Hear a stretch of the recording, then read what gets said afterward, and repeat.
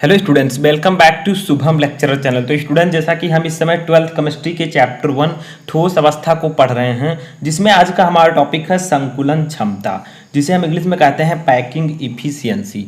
Student, ये बहुत ही important topic है और आपको ये जानना बहुत ही ज़रूरी है, क्योंकि इस चैप्टर को अगर आप पढ़ रहे हैं तो इस टॉपिक को आपको जानना होगा। ठीक है, देखिए, ठोस अवस्था सॉलिड स्टेट, जिसमें सबसे पहले हम जानेंगे संकुलन क्षमता की परिभाषा, उसका सूत्र क्या होता है, और इस सूत्र से रिलेटेड न्यूमेरिकल्स भी पूछे जाते हैं। तो अगर आपको सूत्र पता होगा तो आप न्यूमेरिकल्स को आसानी से लगा लेंगे।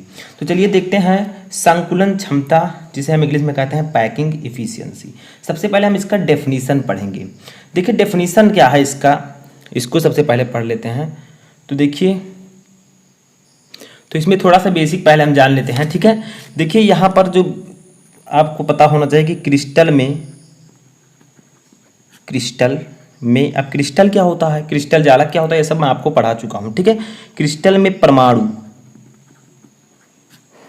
एक दूसरे के, हम साथ साथ में लिख रहे हैं, आप भी साथ में लिखते चलिए। ठीक है, के बहुत निकट होते हैं, निकट होते हैं। ठीक है, यानी कि क्रिस्टल जो होता है इसमें परमाणु एक दूसरे के बहुत निकट होते हैं तथा परमाणुओं के मध्य, तथा परमाणुओं के मध्य, मध्य का मतलब बीच। ठीक है, कुल रिक्त स्थान, कुल रिक्त स्थान, रिक्त स्थान का मतलब क्या होगा, खाली स्थान। ठीक है, रिक्त स्थान बहुत कम होता है, बहुत कम होता है। ठीक है, यानी कि क्या कहा गया है कि क्रिस्टल जो होता है, क्रिस्टल में परमाणु एक दूसरे के बहुत निकट होते हैं तथा परमाणुओं के मध्य कुल रिक्त स्थान बहुत कम होता है। यानी कि क्रिस्टल क्या होता है, क्रिस्टल जो है बहुत सारी छोटी छोटी एकक कोशिकाएं मिलकर क्रिस्टल बनाती हैं। अब एकक कोशिका क्या होता है ये सब मैं आपको बता चुका हूँ, कितना परमाणु होता है कि कोनों पर, ठीक है, क्या होता है, तो सब मैं आपको पढ़ा चुका हूँ। तो डेफिनेशन इसका होगा कि क्रिस्टल में परमाणु एक दूसरे के बहुत निकट होते हैं तथा परमाणुओं के मध्य कुल रिक्त स्थान बहुत कम होता है। ये तो बेसिक चीज़ है। ठीक है, अब इसका डेफिनेशन, मेन जो डेफिनेशन है वो यहाँ पर हम लिखेंगे। तो देखिए, इसका डेफिनेशन होगा क्रिस्टल में उपलब्ध कुल स्थान का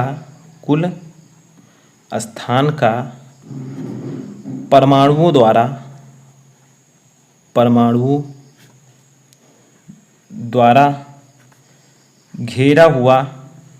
घेरा हुआ अंश संकुलन क्षमता कहलाता है, या संकुलन दक्षता भी इसे हम कह सकते हैं। संकुलन क्षमता कहलाता है। ठीक है, तो देखिए, जो क्रिस्टल होता है उसमें उपलब्ध कुल स्थान का परमाणुओं द्वारा घेरा हुआ स्थान संकुलन क्षमता कहलाता है। यानी कि जो क्रिस्टल है उसमें परमाणु है, अब जितना स्थान परमाणु द्वारा घेरा गया है उसी को हम लोग संकुलन क्षमता कहते हैं। ठीक है, एक क्रिस्टल में जो परमाणु होते हैं वो जितना स्थान घेरते हैं उसी को हम उस क्रिस्टल की संकुलन क्षमता कहते हैं। तो समझ में आया, क्रिस्टल में उपलब्ध कुल स्थान का, जितना भी स्थान क्रिस्टल में उपलब्ध होता है उस पूरे स्थान का परमाणुओं द्वारा घेरा हुआ अंश संकुलन क्षमता कहलाता है। पूरे स्थान का जितना स्थान परमाणु घेरे होते हैं उन्हीं को हम लोग संकुलन क्षमता कहते हैं। ठीक है, कोई दिक्कत नहीं, बहुत ही सिंपल डेफिनेशन है। अब देखिए, यहाँ पर हम लोग इसका फार्मूला लिखते हैं। तो मान लीजिए, यदि किसी क्रिस्टल संरचना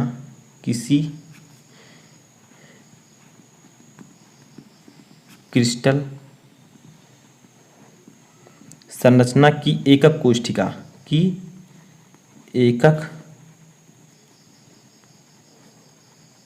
कोशिका में उपस्थित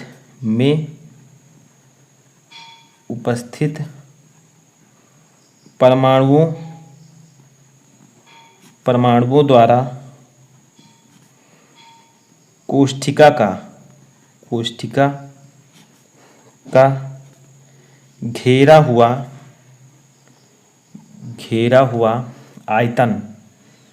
हुआ आयतन मान लीजिए यदि किसी क्रिस्टल संरचना की एकक कोष्ठिका में उपस्थित परमाणुओं द्वारा कोष्ठिका का घेरा हुआ आयतन अगर हम माने BOCCU, ठीक है, यानी कि BOCCU क्या है, ये किसी क्रिस्टल संरचना की एकक कोष्ठिका में उपस्थित परमाणुओं द्वारा कोष्ठिका का घेरा हुआ आयतन, यानी कि जो क्रिस्टल होता है बहुत सारी एकक कोष्ठिकाओं से मिलकर बना होता है।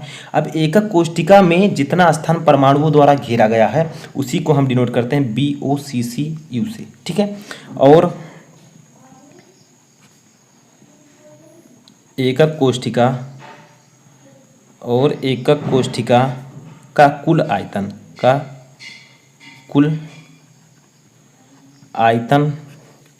कितना हो, V सेल है तो जो संकुलन क्षमता होगी वो क्या होगी, तो संकुलन क्षमता, तो देखिए एकक कोष्ठिका द्वारा घेरा हुआ कुल आयतन 20 सेल है और जो एकक कोष्ठिका है उसमें परमाणुओं द्वारा घेरा गया आयतन BOCCU है। तो मैंने आपको बताया कि परमाणु जितने आयतन में रहते हैं, परमाणु जितना आयतन घेरते हैं उसी को हम संकुलन क्षमता कहते हैं। तो हम क्या करेंगे, BOCCU यानी कि परमाणुओं द्वारा एक कोष्ठिका का घेरा हुआ आयतन और 20 सेल जो कोष्ठिका है उसका कुल आयतन, इसी के अनुपात को हम 100 से गुणा कर देंगे, आपका संकुलन क्षमता निकल आएगा, ठीक है। क्या होगा, आपकी जो संकुलन क्षमता है वो आसानी से फाइंड आउट हो जाएगी। तो इतना समझ में आया, तो यही है इसका फार्मूला, ठीक है। एक है कोष्ठिका का घेरा हुआ आयतन, परमाणुओं द्वारा कोष्ठिका का घेरा हुआ आयतन, और एक है एकक कोष्ठिका का कुल आयतन। इस प्रकार से भी आप इस सूत्र को लिख सकते हैं, संकुलन क्षमता इक्वल टू परमाणुओं द्वारा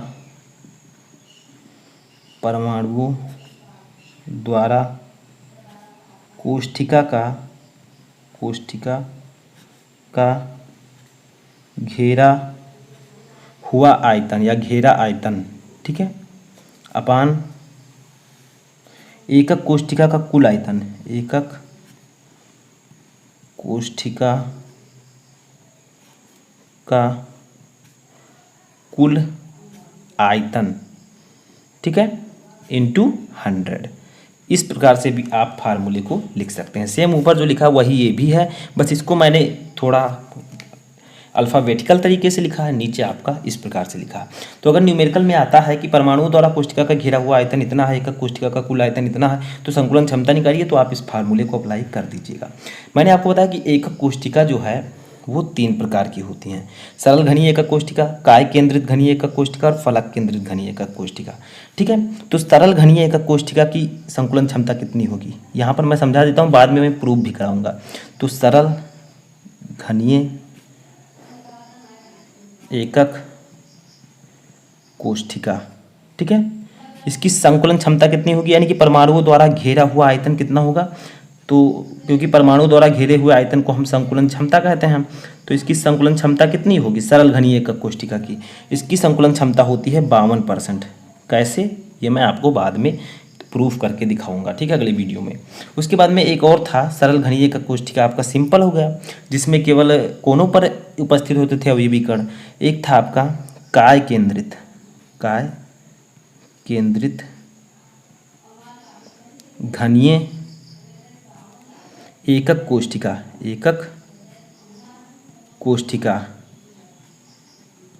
तो इसको हम लोग डिनोट करते हैं BCC से, ठीक है।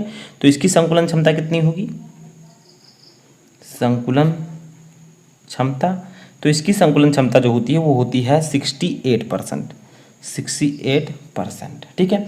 अब एक होता है फलक केंद्रित घनीय एकक कोष्ठिका, जिसे हम लोग FCC से डिनोट करते हैं, ठीक है, FCC। तो FCC की संकुलन क्षमता कितनी होती है, मैं यहाँ पर थोड़ा आपको शॉर्ट में बता दे रहा हूँ, लेकिन इसको मैं सॉल्व भी कराऊंगा, ठीक है। संकुलन क्षमता, तो संकुलन क्षमता इसकी कितनी होती है 74%, ठीक है। तो मैंने आपको बताया कि जो संकुलन क्षमता होती है वो क्या होती है, उसका डेफिनेशन बताया, उसका फार्मूला बताया, ठीक है, और ये भी बताया कि सरल घनीय एकक कोष्ठिका में अवयवी कण फलक घनीय एकक कोष्ठिका की संकुलन क्षमता कितनी होती है, काय केंद्रित घनीय एकक कोष्ठिका की संकुलन क्षमता कितनी होती है, और FCC यानी कि फलक केंद्रित घनीय एकक कोष्ठिका की संकुलन क्षमता कितनी होती है। अब आपको इन्हें याद कर लेना है, जो सरल घनीय का कोष्ठिका है उसकी संकुलन क्षमता 52%। जो BCC है यानी कि काय केंद्रित घनीय का कोष्ठिका उसकी संकुलन क्षमता 68%। जो FCC है यानी कि फलक केंद्रित घनीय कोष्ठिका उसकी संकुलन क्षमता 74% होती है। तो आई होप कि आपको संकुलन क्षमता के बारे में पूरी जानकारी हो गई होगी। कैसा लगा आपको ये वीडियो कमेंट बॉक्स में बताएं, और मैं आपको अगला टॉपिक लेकर जल्द ही आऊँगा। तब तक आप लोग जो मैंने आगे के पढ़ा रखे हैं उनको आप लोग पढ़ते रहिए।